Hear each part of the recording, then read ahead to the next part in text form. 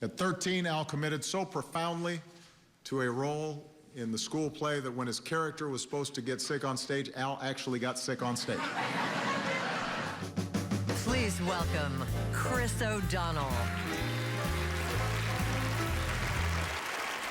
I consider it one of the great honors of my life to have had the opportunity to go toe-to-toe with Al Pacino in Son of a Woman.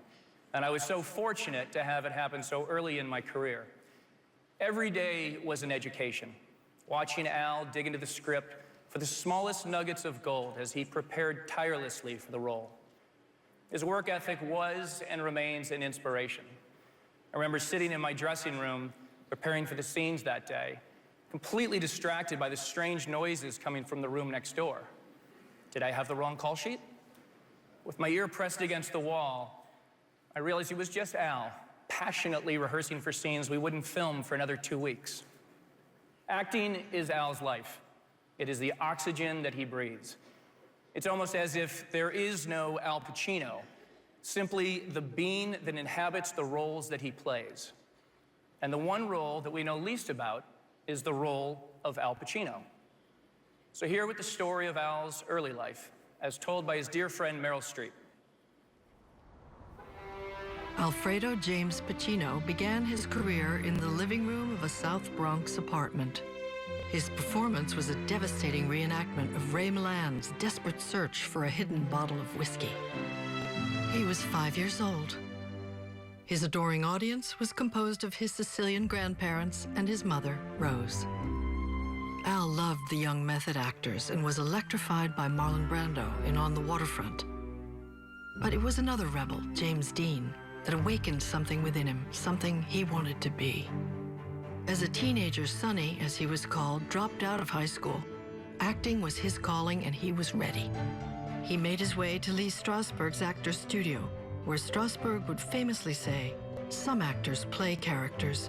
Al Pacino becomes them." After winning a Tony Award for Does a Tiger Wear a Necktie, he landed his breakout film role. These performances caught the eye of a young director who knew that Al was born to be in his next film. Hey, it's good, it's good. Studio heads pushed for superstars Robert Redford and Warren Beatty. But with one scene, Alfredo Pacino, formerly nicknamed Sonny, whose grandfather came from Corleone, became a star. Fate? Huh. And now, two-time Tony-nominated actor and two-time Emmy winner, Bobby Cannavale. I don't think that there's an actor from the last 5 decades who hasn't been influenced by Al Pacino. He is the reason why I was drawn to this profession. And on film, in Danny Collins, I had the outrageous fortune of playing Al's son and ensuring a lifetime of text messages from Al signed Papa. On Broadway, in Glengarry Glen Ross, I got to work alongside Al and played his iconic character, Ricky Roma.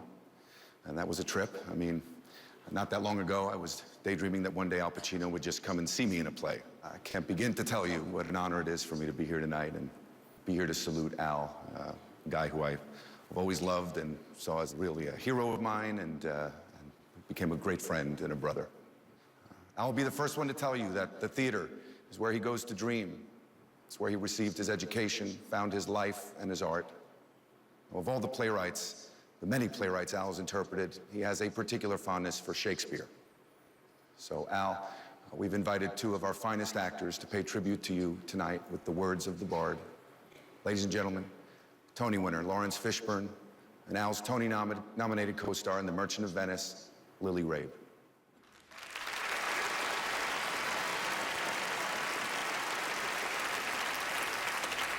Our revels now are ended. These, our actors, as I foretold you, were all spirits and are melted into air, into thin air. And like the baseless fabric of this vision, the cloud-capped towers, the gorgeous palaces, the solemn temples, the great globe itself, ye all which it inherit shall dissolve. And like this insubstantial pageant faded, leave not a rack behind. We are such stuff as dreams are made on. Congratulations on this honor, Al. The joy of sharing the stage, your home with you, was a privilege that I will treasure for the rest of my life. Thank you. We love you very much. Al, Shakespeare is a better poet than we will ever be actors. And the vibrancy and emotion that you bring to his words and the work of other great playwrights is a revelation for all of us who love the theater. We love you. The best thing an actor can do is a role in a play in front of an audience. And do it, and do it, and do it, and do it. It's like this. Movies are like a tightrope walker, only he's walking on a wire which is painted on the floor. And that's the difference. At theater, the wire is up there. In the movies, it's on the floor. This one time, I'll let you ask me about my affairs. So in the theater, once you start, that's it. Now that causes you to have an excitement. That causes your body to change. The very chemicals in your body change. The adrenaline is different. You become addicted to theater, if you've done it enough, because you get addicted to that excitement. You get addicted to that adrenaline rush. You get addicted to the point of no return. That's what you live for.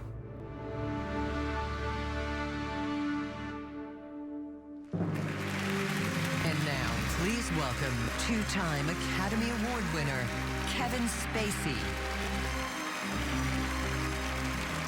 I am incredibly delighted to be here tonight as my friend Al Pacino gets his honor.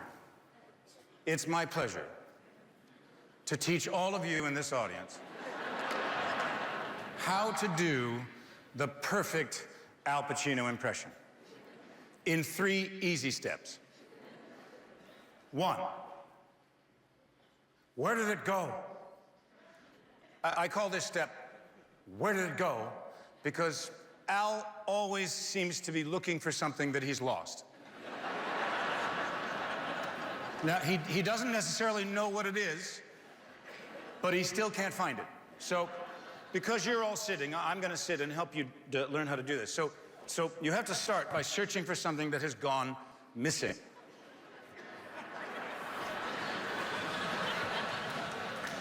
Where is it? My wallet, my passport, my toothbrush, my lines, my performance. Whoa, where did that go?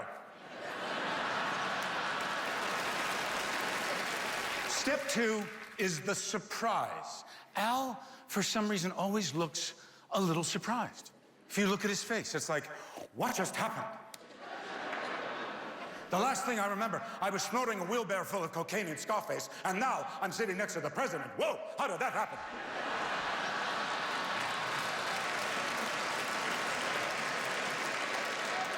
and then finally, step 3 is the huff. Whoa. Al seems to have a lot of air.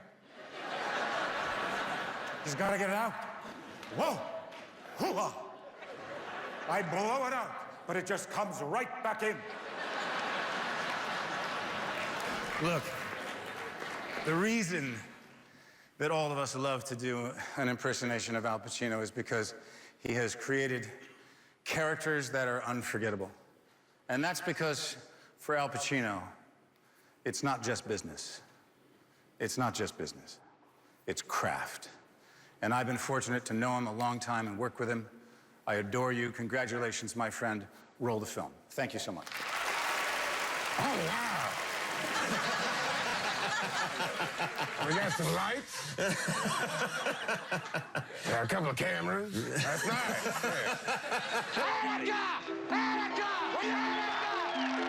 Al Pacino. Attica. Attica. Can you believe this? Al Pacino. This guy's the reason I became an actor. I'm out of order, Pear. You're out of order. This whole courtroom's out of order. You're out of order. You're out of order. The whole trial is out of order. What is it with men and The Godfather, huh? The Godfather is the I Ching. You're at war. It's not personal, it's business. It's not personal, Sonny. It's strictly business. I know it was you, Fredo. You broke my heart. I know it was you. You broke my heart. Say hello to my little friend. Say hello to my little friend. Say hello to my little friend. Say hello to my stinky little friend. Hoo-ah! Hoo-ah! Hoo-ah! Hoo-ah! Congratulations. Anyone ever told you look exactly like Al Pacino? You know, Son of a Woman? Hoo-ah! Hoo-ah!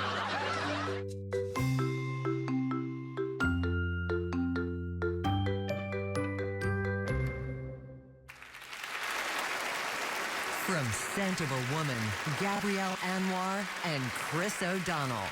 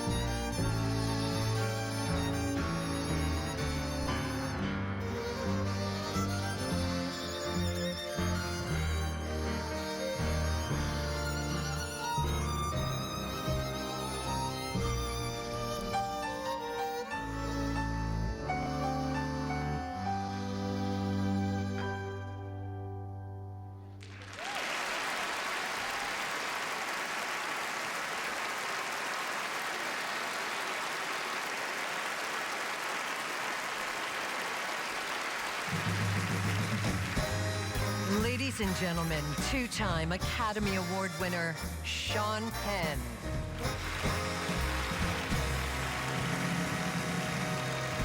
Perhaps there's no other actor alive whose diverse characters, voices from stage and screen are so indelible to those audiences as those spoken, listened to, acted by Al Pacino. They talk of being bitten by the acting bug. Man, this guy was bitten by the acting Godzilla. He makes the gods of acting smile. He's made the Tonys smile and the Academy Award. I was so privileged to work with Al, to work with an actor who was so in it. We love Al Pacino for his raw human spirit, for being that actor who never left the stage, but instead pushes it forward and shares it. And in film, Dog Day Afternoon, Scarecrow, Scarface, and Justice for All, The Godfather films, Glengarry Glen Ross, The Insider, Serpico, these are just the ones for which he didn't get the Academy Award. Well, there's a time for all of it to be honored. That's tonight, my friend, as Al receives our nation's highest creative recognition, the Kennedy Center Honor. Al Pacino.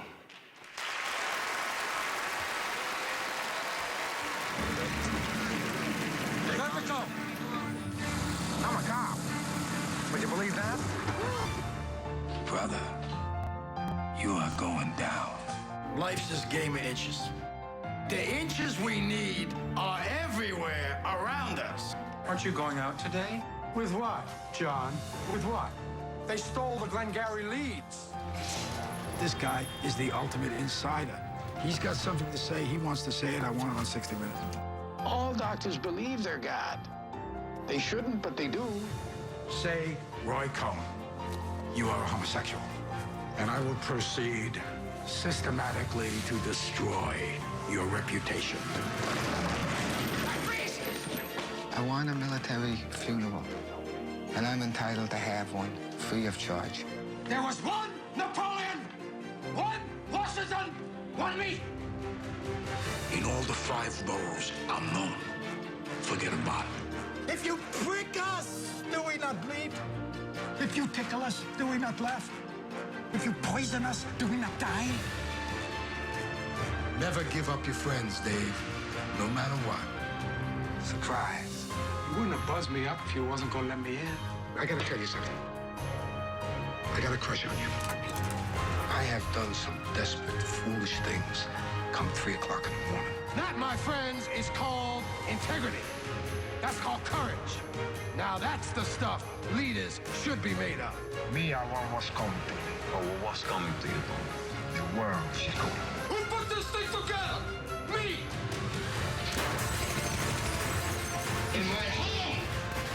In my bedroom where my wife sleeps! Where my children come and play with their toys.